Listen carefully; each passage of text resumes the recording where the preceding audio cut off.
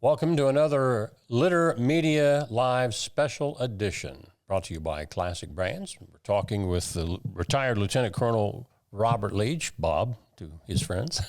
I hope I count myself as one of them. We've talked to Bob on a number of occasions about military honor guards at funerals. Well, Bob is here to talk about the fact that he is coming up on military funeral number 500. We're going to expand on that as well as go back a little bit on that history. All that's coming up after this from Classic Brands. Are you looking for a beer that satisfies your thirst and love of country?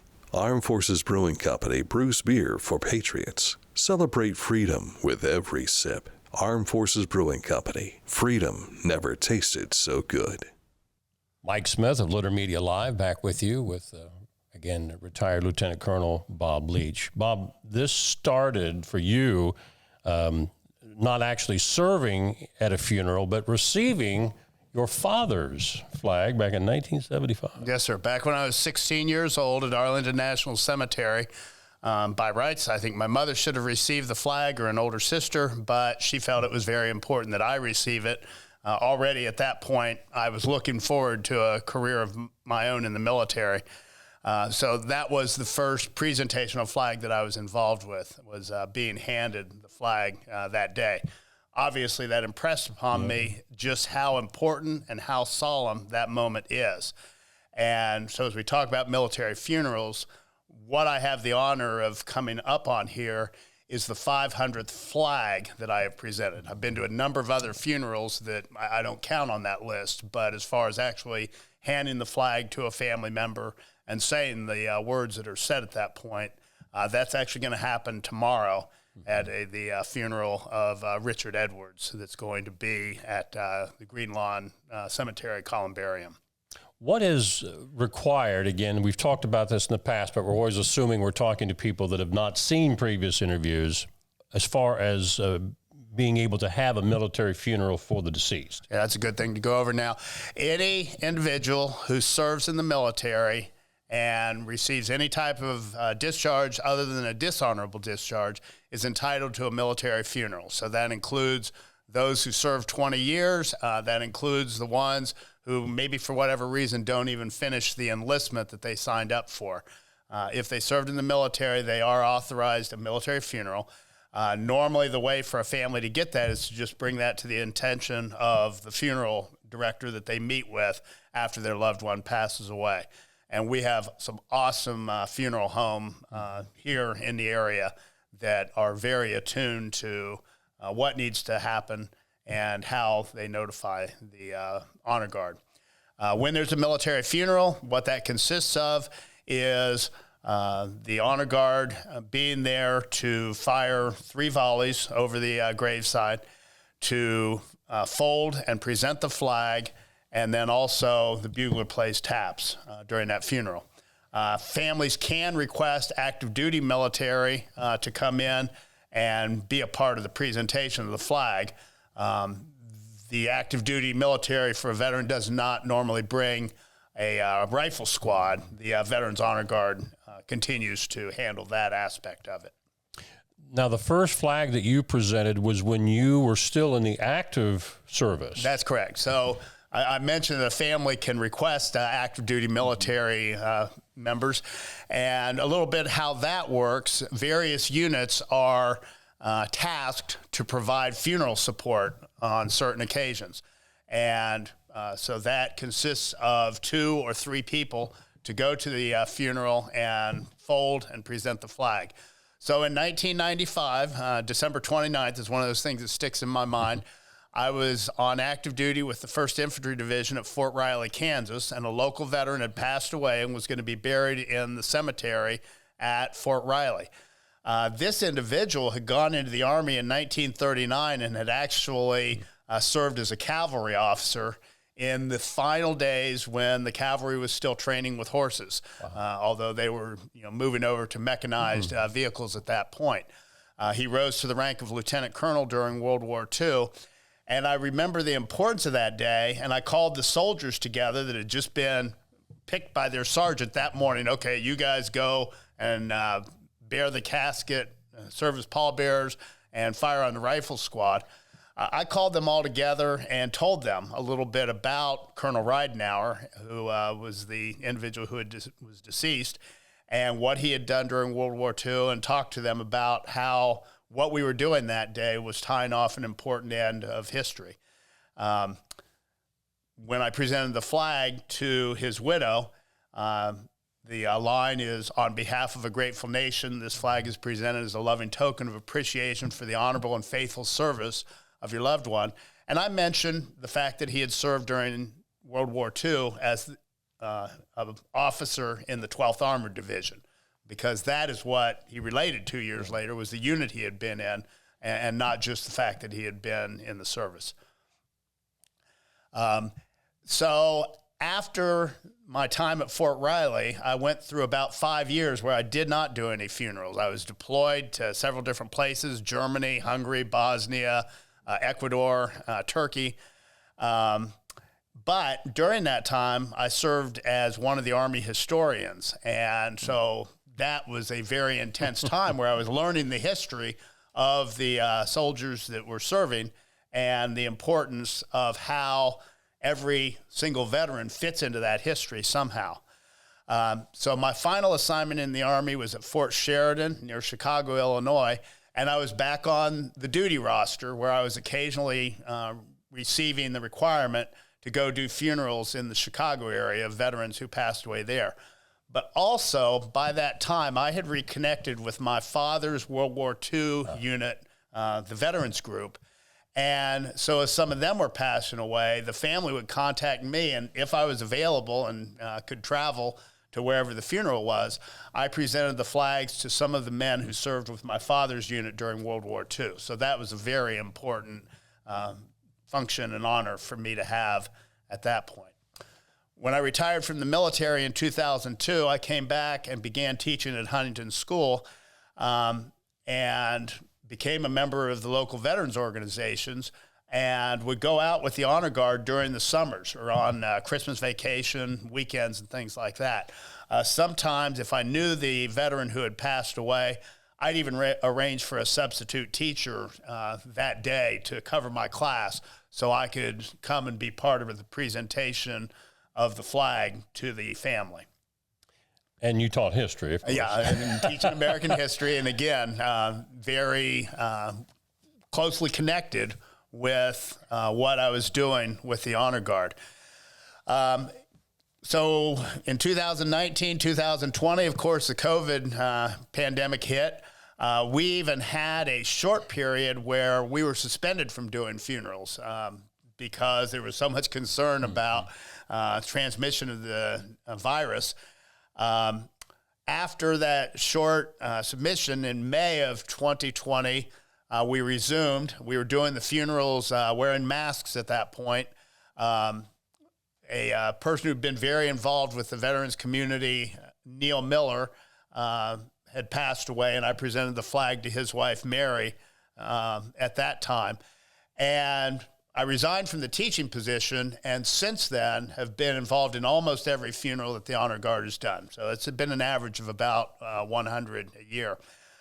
I want to take a moment at this point to say that the 500 funerals flags that I'm presenting today is not unique to Ross County. There have been many people on the Honor Guard before me that eclipse that by far, especially those who were serving on the Honor Guard during the 1990s, during the peak time where the World War II veterans were passing away.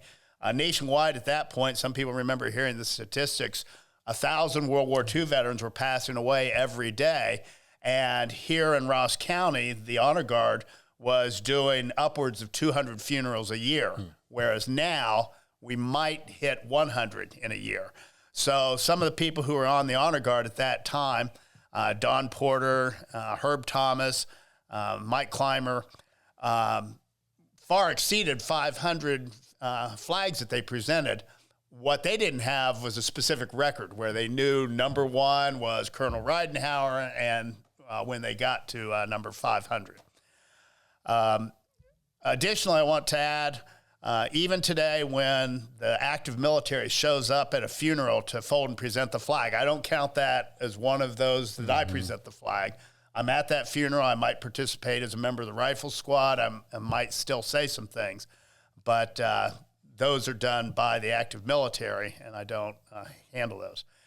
I want to point out now that when I became an active member of the Honor Guard and was no longer teaching, I asked the individual who was the commander at that time, Bill Miller, who's just recently passed away, his funeral will be next week, if I could depart from the traditional canned spiel that was the same for every veteran and start talking about what that particular veteran had done when he was in the service.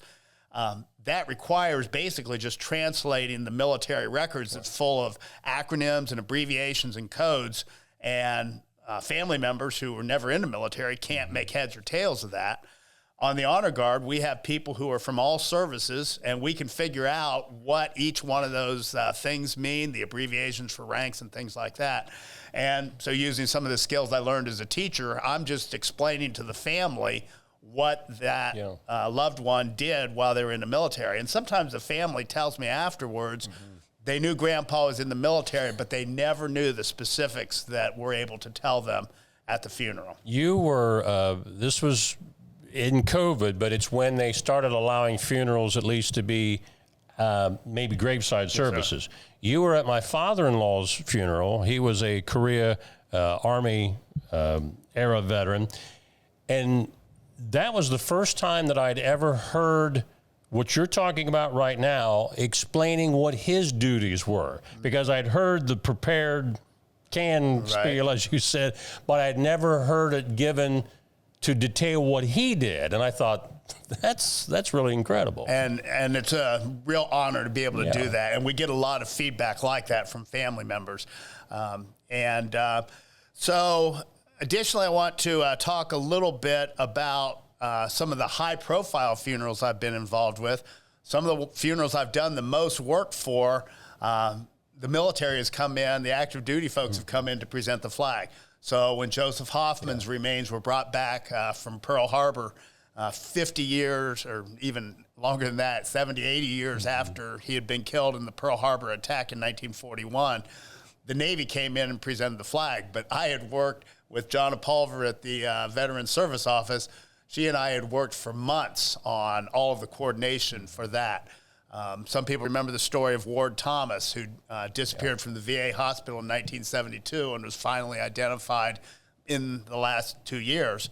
That was another case where the military came in and presented the flag, but I had worked for months on getting that funeral put together.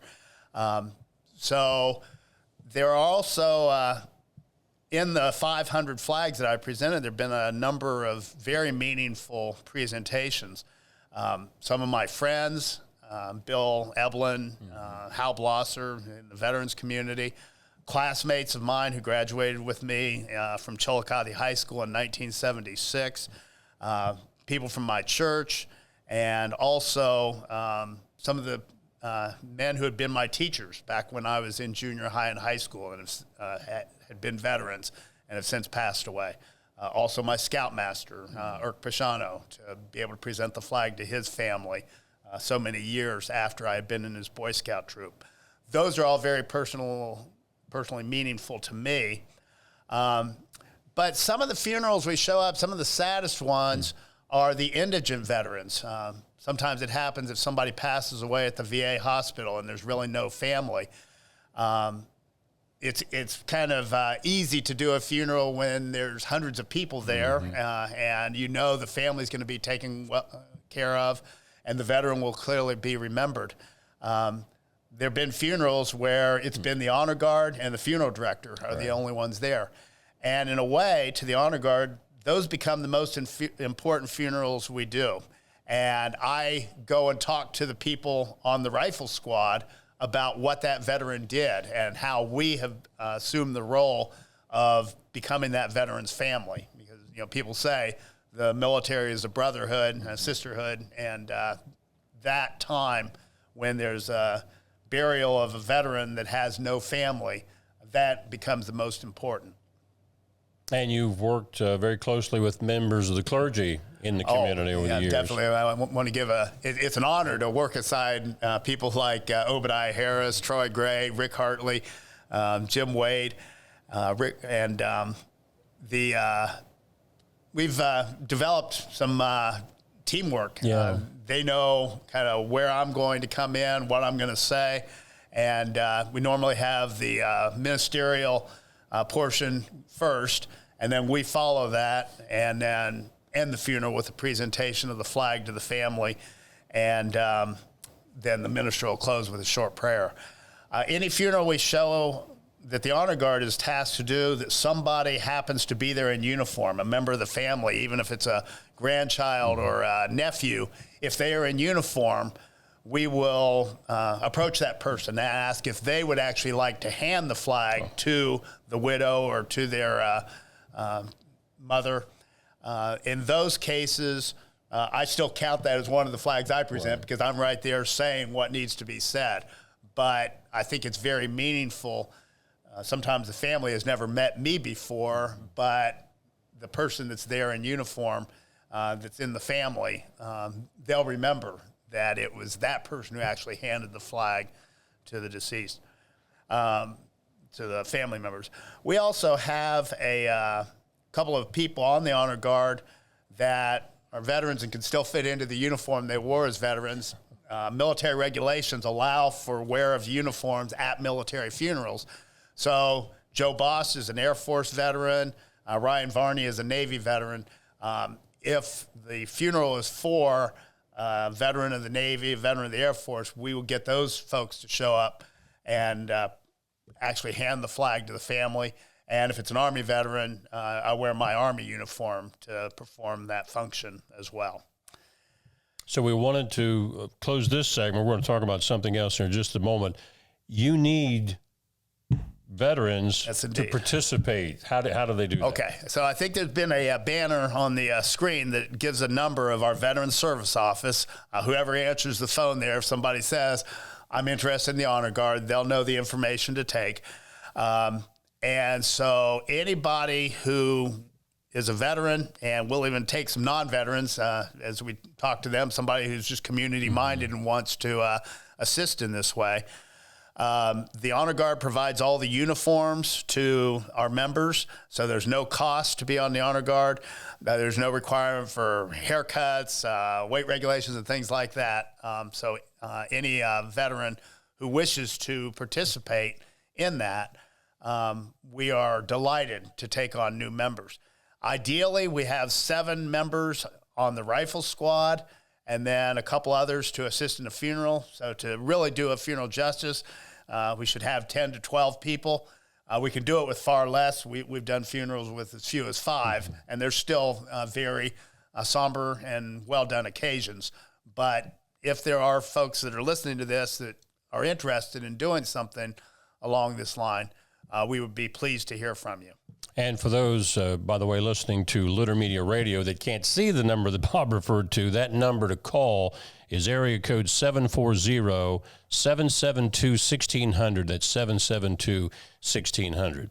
Bob, while we had you here, we also wanted to see if you had any kind of an update on the Veterans Museum that's proposed here in Chillicothe. Yes, I do. And let me just give a little bit of background in case somebody's hearing about this for the first time. I think most people can picture where the Ross County Veterans Memorial Park is. It's across from the YMCA on Yoctangi Boulevard. If you drive by there, you see a number of statues. Those are from World War II, Korea, Vietnam, and some other memorials. And next to that is what was once the Chillicothe Gas, Power, and Light Company, and it's been occupied by the city water department for many years, and they are about to move to a new location. So this was really led by Melody Hatfield, who's done a great job with all of this. But we have requested from the city to take over that building and that parking area to become the Chillicothe Ross Military Tribute Museum. And some of the recent updates on that is that the city council speared by Lisa Bennett, who made the motion and took the committee action, has approved the concept of turning this property over. There's some steps that it has to go through, but turning this property over for use as a military museum. Perfect location being right next to all of the monuments in the memorial park, because anybody can see names on those monuments and then go into the museum and find out exactly what those individuals did, as well as the contributions of people who did not die in the wars and what they have done through time. We are at the point now where we can start to take donations. Of course, we're pleased to have any financial donations, but we can also take some artifacts and things like that people may wish to donate. We're still a couple of years out from opening. Right now, we're in the process of having the building thoroughly checked out for its structural integrity and things like that. But we're moving on with that project. The various veterans clubs have all signed on to support this concept, and we're excited. There's a large renovation of the Octangie Park that's kind of in the planning stages now, and this will be happening about the same time that renovation project is happening with the Octangie Park. So if anyone wanted to donate money to that cause or some artifacts, right, how would they do that? Again, the same number we gave, 740-772-1600. That is our Veterans Service Office. So the folks who answer the phone there will know exactly who to refer the call to. The main thing on the artifacts that we're wanting to take at this point are ones that I'll say are perishable, that if they're not donated now, they may end up being sold on eBay, or they may end up being thrown away, and we want to preserve things like that. Obviously, once the structure is set up and we have space to store things, we'll be much better equipped to take those things. But right now, we've got some arrangements for storage if we receive things that otherwise might not be available to us within a few years. Bob, we appreciate everything that you do for remembering our veterans in the Ross County community. Thanks for the update. Stay in touch on the museum updates, Definitely and we'll keep putting that information out there. Our special guest today, retired Lieutenant Colonel Bob Leach, who's also with the Ross County Veterans Service Council and the Ross County Honor Guard. He's been our guest today on Litter Media Live Special Edition, brought to you by Classic Brands. I'm Mike Smith.